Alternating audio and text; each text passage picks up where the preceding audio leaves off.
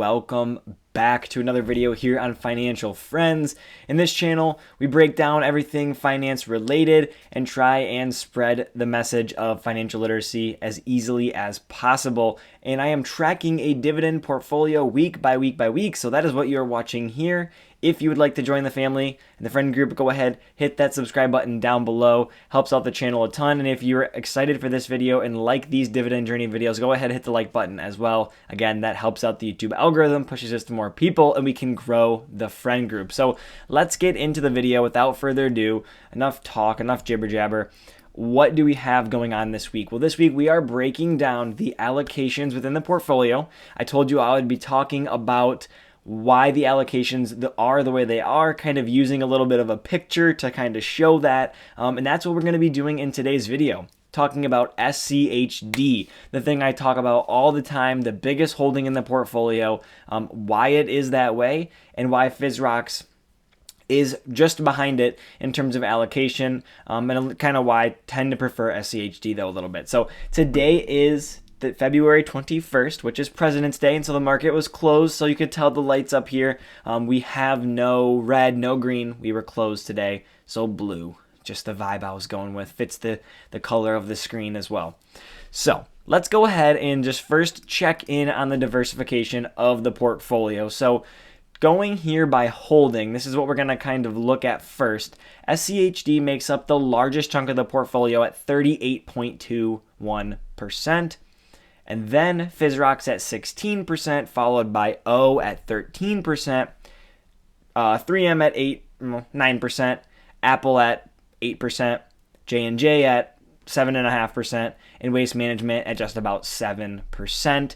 Why is that the way it is? Well, the reason that SCHD is the largest position is because it gives me diversification, but it also includes big dividend paying stocks, and also diversification amongst dividend paying stocks I wouldn't normally touch, or I wouldn't normally be able to seek out myself.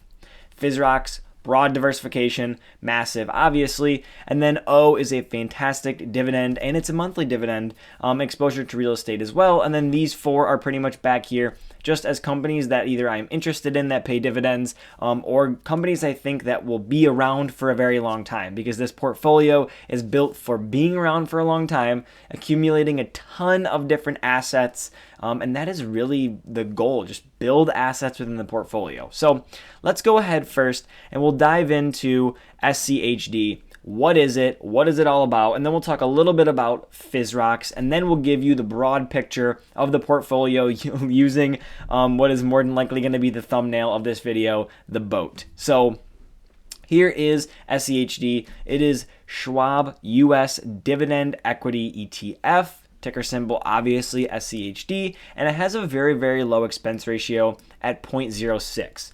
All these other ETFs we talk about, VOO, VTI, and some others, they tend to have that 0.03, which is about half as much as this, but we're talking half as much as 0.06, so very, very minimal.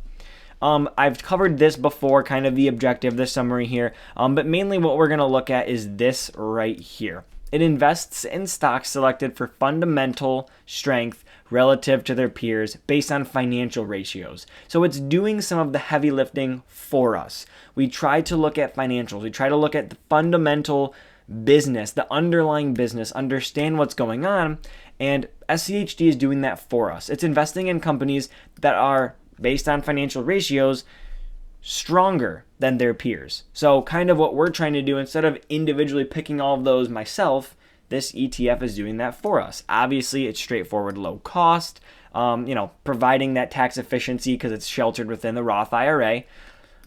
Serves as a part, a core part. That's really what it is for us. It's the core of our portfolio, and it is diversified, so it's, a part of our diversified portfolio as well. And it tracks an index focused on the quality and sustainability of dividends. This is the second most important highlight here. Dividends. We're not focused on growth. We're not focused necessarily on value, although growth and value do play a part in financial ratios, obviously. We are looking for dividends. So I mean, the price here doesn't really matter too much, $77. We're able to buy, fractional pieces, so it's not a big deal. Here, like the historical returns, again, I'm not super, this doesn't really faze me too much. You can see the 1 year returns annualized, obviously recently 27%. 20% over the 3 years, 16 over 5, and 14 over 10. So it's not like we're not seeing growth of the stock as well. Again, it is focused on dividends, but we're still getting a bit of growth with the ETF. We're not losing money necessarily. But again, these are big, long 10-year periods. We're hoping that the market's going to continue to go up, but we're not super worried about that. We're in this position for dividend and compounding those dividends over and over and over. We're going to skip over some of this stuff. Honestly, it's not stuff that I truly look at, so I'm not going to talk about it to you. I'm going to keep it 100% honest with you guys. I don't look at it. So here we go. Here are the top holdings. This is what we're interested in.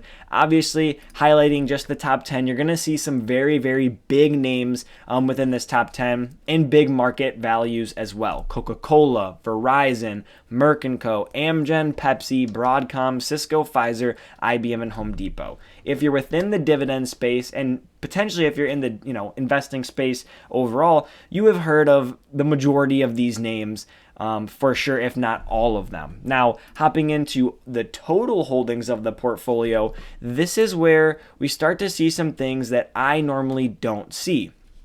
BlackRock's another one that I see, Texas Instruments, Lockheed Martin, Altria, 3M. Again, companies I'm familiar with. I'm not necessarily familiar with, the financials in the way that, Fastenal works, or I know of Tyson, but I haven't even ever taken a look at the company. Hartford Financial Services, Best Buy I'm familiar with, but I'm not sure how they do as a company. We have International Paper. Honestly, I don't know. I've heard of Kellogg again, but I haven't dived into their financials, or dove in.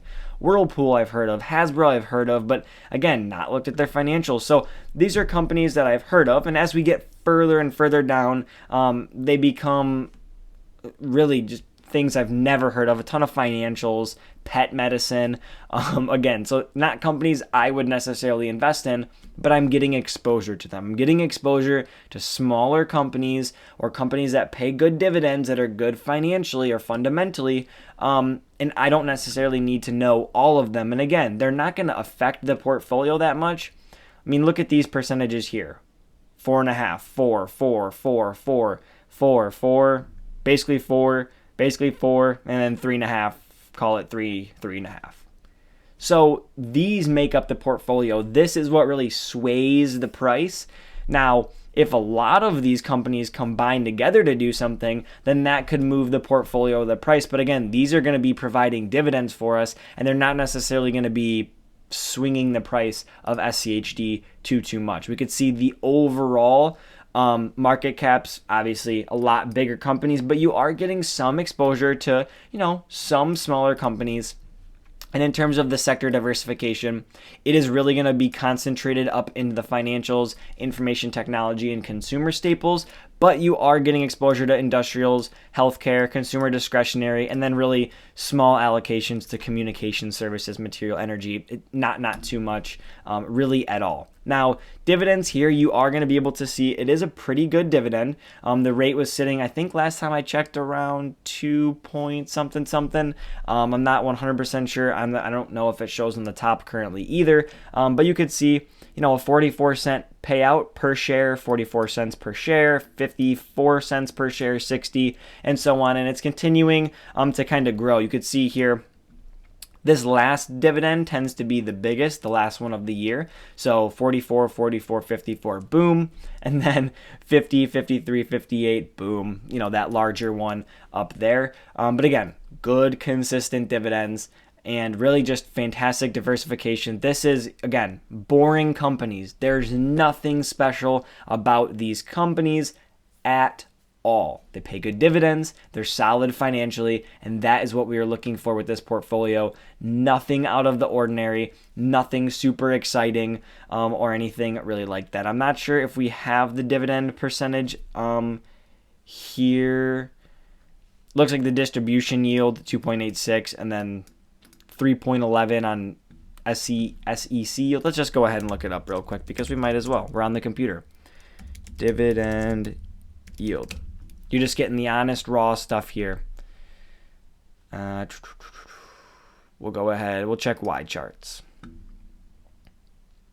There we go. 2.91%. That's what we're looking at.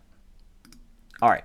Next up here is Fizzrock. So this is not necessarily a dividend position. But again, this will all make more sense. Stick around just a little bit longer. I'm going to show you the graphic that's going to explain everything. So here we have Fizzrock. It is a 0% expense ratio. So I'm not paying any expense ratio. Nothing is being removed from this portfolio. Nothing's being sold off for anything. It is no expense ratio for this portfolio at all.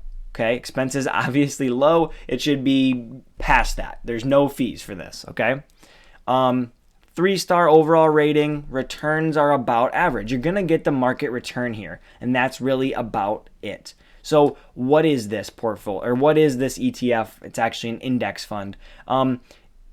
It's the whole market. It's pretty much the whole entire stock market. Again, 25% of the portfolio is made up of these same big companies that you see in VOO, VTI, S&P 500, big companies. Apple, Microsoft, Amazon, Google, Tesla, Google again, Facebook, Nvidia, Berkshire, B shares, and United Health Group.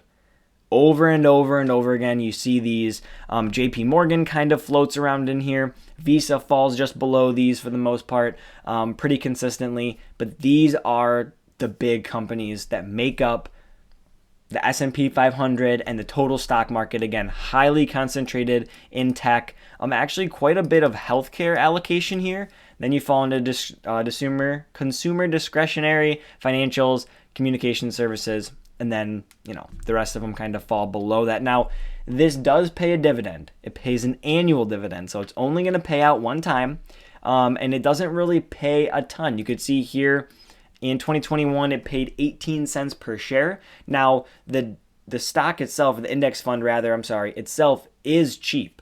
This reinvestment price as of 2021 was $16. Let's go back up here. Try and spot the current price. I am not seeing the current price. Current price was somewhere around that $16 mark. We can hop back into here and see if this is going to have it for us. My average price is the $15 here. And we'll see if this pulls it up. That is the price, rather. The $15.28. So again, it does say that it doesn't pay a dividend. It hasn't paid a dividend in over a year. It's paying an annual dividend just one time a year. So this position, diversification. The same reason we have SCHD, we have Fizzrock for diversification. Now, obviously, a little bit more focused on growth, not so much a dividend play, but again, it's providing the anchor to our portfolio, just like SCHD. Now, that's why we have a larger allocation to SCHD, because it's focused on dividends, but here you go. Here is the graphic. Let me move myself out of the way. This is really what I'm talking about. We have Apple, we have J&J, we have Realty Income, we have Waste Management and 3M. That kind of makes up the ship. Now, the ship is only 40% of the battle. We're really looking to keep, or I guess 50% of the battle. We're looking to keep that ship tied down, anchored, and solid. And so that's why we have Fizzrock, and that's why we have SCHD. We want to make sure that the portfolio isn't seeing massive swings one way and massive swings the other way. Half of the portfolio is in these individual positions.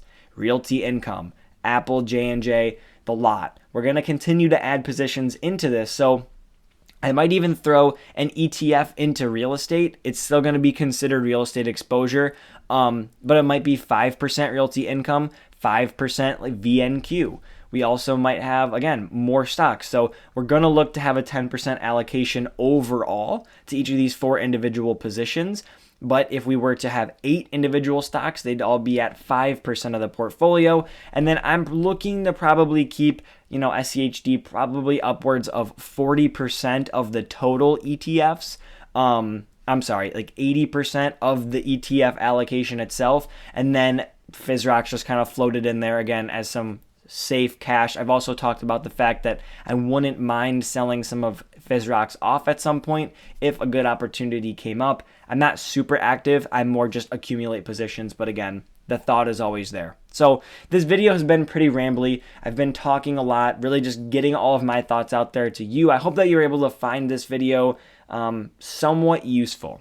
That's really my goal here. I'm just sharing every single thing that goes through my head, really all of what I'm thinking about building this portfolio. And it's not happening fast. It's happening very slow.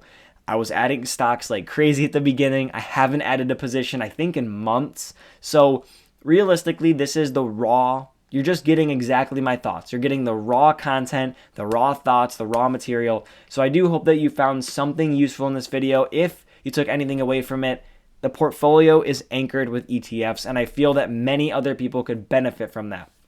This is not investment advice. You do you.